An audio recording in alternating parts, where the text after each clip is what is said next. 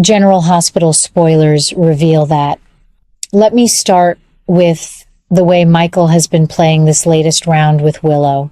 On the surface, he came across as the reasonable co-parent we all remember from Better Days, the one who once fought so hard to keep his children safe after everything they'd endured with their complicated beginnings.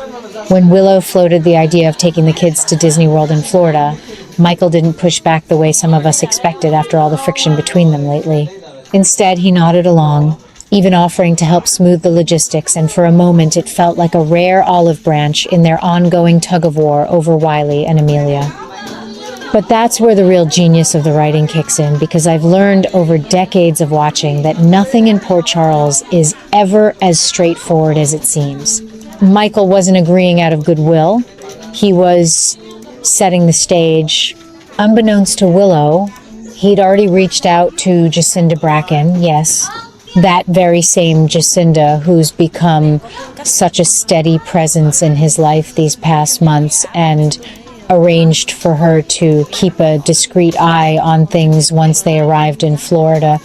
Every interaction, every unguarded moment Willow had with the children, every little decision she made about their schedule or her own behavior was being noted, recorded, and quietly filed away.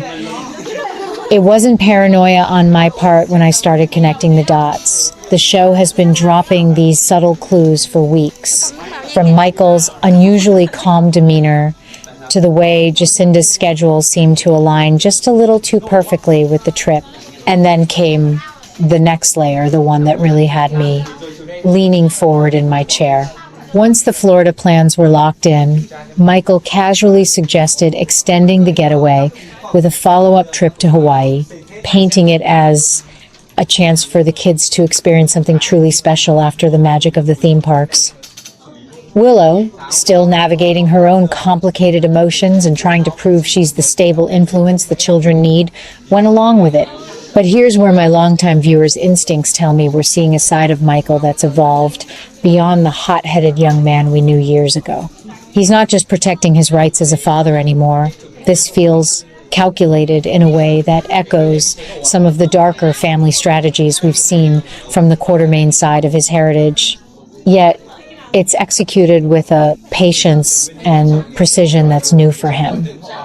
He confided in Kristina, his sister, who's always been his sounding board through thick and thin, that Hawaii would be the place where he finally makes his move to secure full custody. Not through some dramatic courtroom showdown right away, but by presenting carefully gathered evidence of Willow's supposed mental instability, evidence he's been orchestrating behind the scenes with Jacinda's help. Those recorded moments from Florida, they're the foundation. Little things twisted just enough to paint a picture of someone unraveling under pressure, moments of frustration with the kids, a phone call where her voice cracked, even her interactions with Chase that could be framed as distractions from her parenting responsibilities. It's chilling how the show has made it feel inevitable, like watching a chess master move pieces you didn't even realize were on the board. Chase, bless him, has been the voice of quiet concern in all of this. He's always struck me as one of the more grounded characters in recent years, the steady detective who's seen enough real-world mess to spot when something doesn't add up. He picked up on the undercurrents almost immediately, the way Michael's agreement seemed too smooth, the odd timing of Jacinda's availability, the subtle shifts in Willow's own stories about the trip. He tried to pull her aside and warn her that there might be more going on than a simple family vacation, that Michael could be using the time away to build a case against her.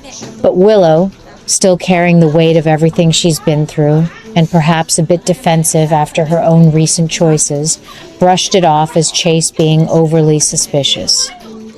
She told him he was reading too much into things, that Michael was finally showing some maturity as a co-parent, and that the Hawaii extension was just a chance for the children to heal and bond.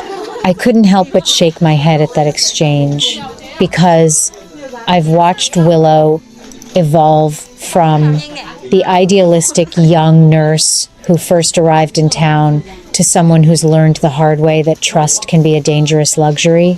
Yet, in this moment, her dismissal felt tragically short-sighted, the kind of misstep that longtime viewers like me recognize as the spark before the explosion. What makes this arc so gripping and what sets it apart from the custody battles we've seen before, like the ones involving Michael's own complicated history with his mother, or the early days of Wiley's parentage, is how deeply personal and invasive it's become. Willow has no idea that every step she takes, every conversation she has, every quiet moment of reflection during what should be a dream getaway is being documented not just for Michael's peace of mind, but as ammunition in a plan that's been labeled by some fans as ruthless. It's turning her longed-for escape with the children into a kind of prearranged legal trap, where the evidence is piling up like dominoes ready to fall the moment they land in Hawaii. Michael isn't raging or making threats. He's being methodical, almost compassionate on the outside, while the groundwork for her isolation from Chase's protective influence is laid brick by brick. And Jacinda?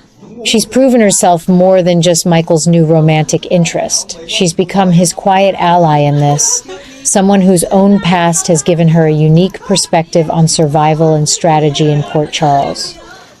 Their partnership feels fresh and layered, a far cry from the explosive alliances of the past, and it adds this undercurrent of genuine chemistry that keeps me wondering where their loyalty will ultimately land when the truth comes out. Now, here's where my own thoughts as a decades-long viewer diverge a bit from what some might see as the straightforward narrative the show is presenting, and I think it's what makes the story so rich. I've always believed Michael was the protector, the one who learned from his father's mistakes and tried to break the cycle of manipulation. But this plan reveals something deeper, a colder resolve that's been forged through years of loss and betrayal. In my view, and I could be wrong, as I've been before with these twists, he's not just fighting for custody anymore. He's moving toward a complete removal of Willow from the children's daily lives, convinced that her recent decisions have proven she's too volatile to be the primary influence. The way he's using Jacinda to monitor the Florida leg and then isolating Willow further in Hawaii isn't mere strategy.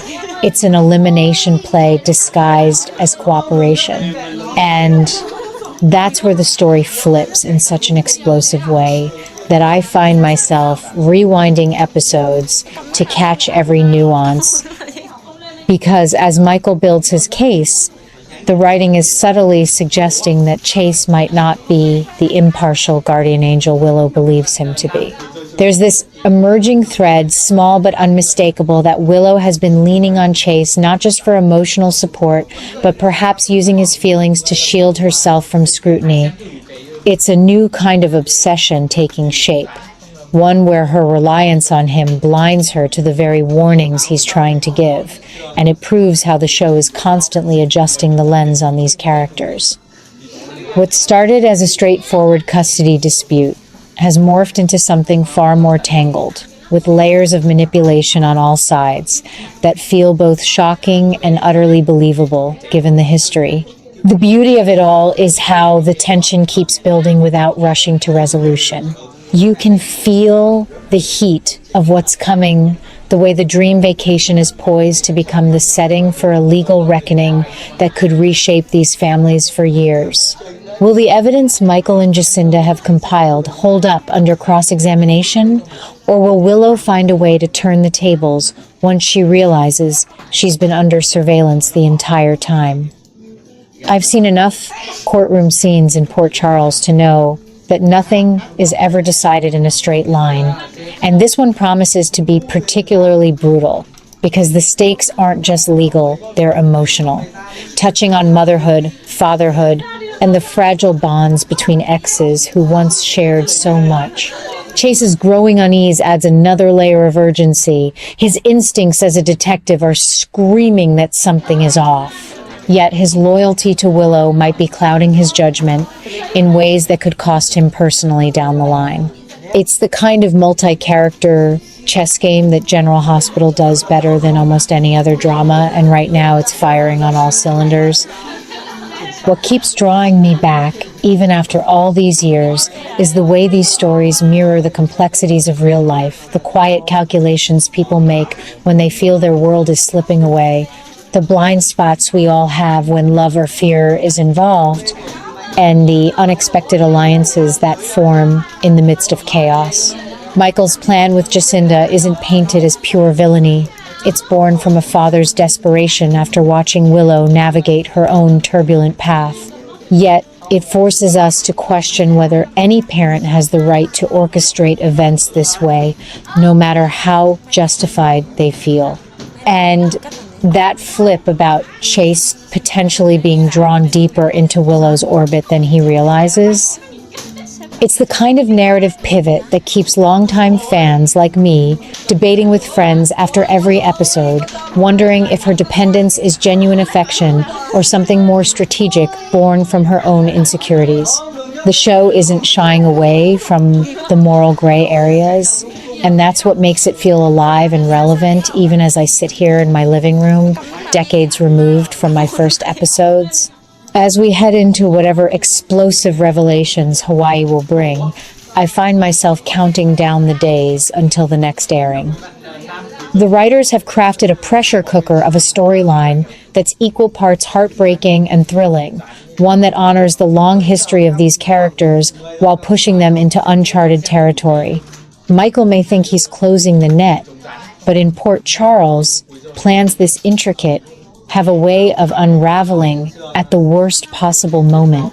Willow's awakening to the surveillance could spark a fight back that's fiercer than anyone expects, and Chase's role in all of it might just redefine what loyalty truly means. Whatever happens, I'm here for every minute of it, remote in hand, heart fully committed, because that's what being a General Hospital fan for over 40 years has taught me. The best stories aren't the ones that resolve neatly. They're the ones that leave you breathless, questioning everything, and eagerly awaiting the next twist. This arc is delivering on that promise in spades, and I wouldn't miss it for the world.